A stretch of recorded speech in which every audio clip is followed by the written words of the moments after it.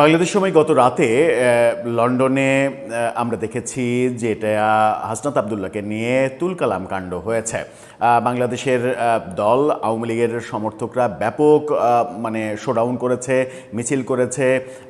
ওদিকে পাল্টা শোডাউন করার চেষ্টা করেছে যুক্তরাজ্য জামাত ইসলাম। এনসিপির সেখানে কোনো শক্তি নেই, জামাতের একটা বড় শক্তি রয়েছে।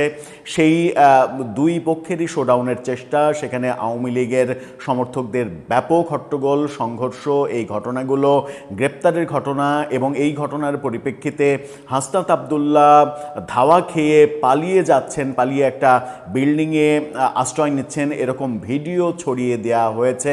আমরা জানি না সেই ভিডিও এআই দিয়ে তৈরি করা নাকি রিয়েল ভিডিও।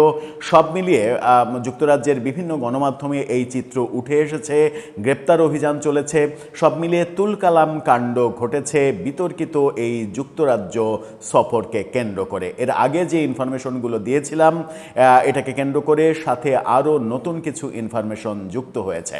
চলুন, হাসনাতের ভিডিও যেভাবে ছড়িয়ে দেওয়া হলো আর কি হলো যুক্তরাজ্যে হাসনাতের সফরকে কেন্দ্র করে সেগুলো একটু বুঝে দেখার চেষ্টা করি এই ভিডিওতে।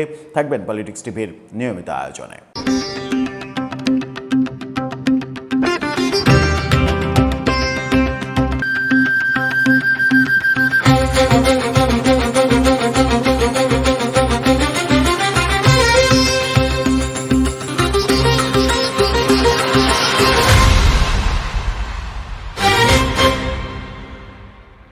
দর্শক, বলছিলাম হাসনাত আবদুল্লাহ এবং সাদিক কায়েমের যুক্তরাজ্য সফর, অক্সফোর্ড ইউনিভার্সিটির আমন্ত্রণে তারা গিয়েছেন, এরকম ভিডিও বার্তা পর্যন্ত সাদিক কায়েমের মুখে আমরা শুনেছি, কিন্তু গণমাধ্যমের খবরে সেগুলো মিথ্যা প্রমাণিত হয়েছে। অক্সফোর্ড ইউনিভার্সিটি তো দূরের কথা, অক্সফোর্ড ইউনিয়নও তাদেরকে দাওয়াত দেয়নি।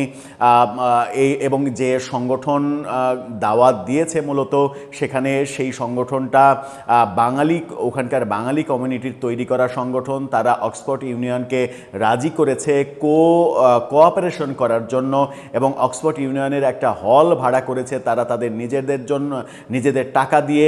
সেখানে আয়োজিত একটা অনুষ্ঠানে হাসনাত আবদুল্লাহ, সাদিক কায়েমরা উপস্থিত হয়েছেন, এরকম ব্যাপার স্যাপার আমরা দেখেছি। সেই আলোচনায় যেতে চাই না, কিন্তু বাংলাদেশ সময় গত রাতে অর্থাৎ যুক্তরাজ্য সময় দিনে যে ঘটনাগুলো ঘটল সেই ঘটনাগুলো মারাত্মক ঘটনা। একটা ভিডিও ছড়িয়ে পড়েছে যে ভিডিওতে দেখা যাচ্ছে বাইরে গ্যাঞ্জাম হচ্ছে এবং হাসনাত আবদুল্লাহকে নিয়ে কয়েকজন একটা ঘরের মধ্যে সিঁড়ি বেয়ে উঠে যাচ্ছেন। সেই ভিডিওটা একটুখানি দেখে নিন।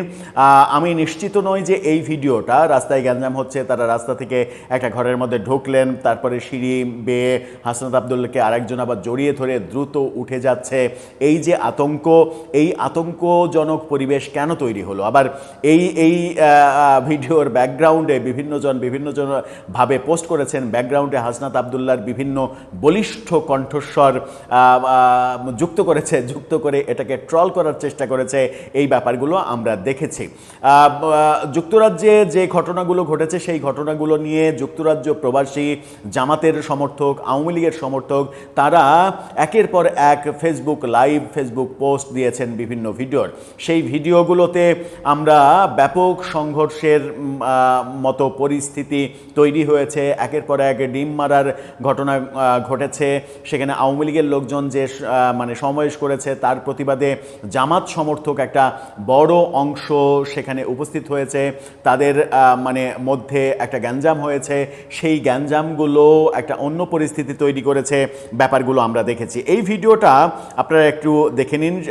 লন্ডনের স্থানীয় সম্ভবত বাংলা চ্যানেল QTV তারা এই ভিডিওর এই কর্মকাণ্ডের বর্ণনা দিয়েছে এই ভিডিওতে। সেখানে দেখা যাচ্ছে যে কীরকম শোডাউন হচ্ছে, যদিও এখানে সাংঘর্ষিক পরিস্থিতির কোনো আবহ নেই। জামাত সমর্থিত বেশ কিছু ফেসবুক পেজ থেকে, ফেসবুক আইডি থেকে যে লাইভগুলো করা হয়েছে সেগুলোতে অনেক বেশি তথ্য পাওয়া যায়। যে ব্যাপারগুলো এখন এই মুহূর্তে আমাদের কাছে ভিডিওগুলো সংগ্রহে নেই বলে আপনাদেরকে দেখাতে পারছি না, তবে সেখানে সাংঘর্ষিক ঘটনা ঘটেছে বলেই আমরা দেখছি, গণমাধ্যমে নিউজ হয়েছে। এই নিউজটা দেখে নিন। সেখানে বলছে লন্ডনে হাসনাত আবদুল্লাহর অনুষ্ঠান ঘিরে উত্তেজনা, আটক 3। তিনজনকে গ্রেপ্তারও করেছে পুলিশ এবং ব্যাপক পুলিশের উপস্থিতি এবং দুই পক্ষের মাঝে সাংঘর্ষিক অবস্থা, এই ব্যাপারগুলো তৈরি হয়েছে। এই ব্যাপারগুলো যখন তৈরি হয়েছে তখন আমরা যেটা দেখছি সেটা হচ্ছে যে বাংলাদেশের বিভিন্ন মিডিয়াতে হাসনাত আবদুল্লাহকে নিয়ে কিছু হাস্যকর নিউজও হচ্ছে। হাস্যকর নিউজের মধ্যে একটা হচ্ছে হাসনাত আবদুল্লাহ ওখানকার অনুষ্ঠানে ইংরেজিতে কথা বলেছেন।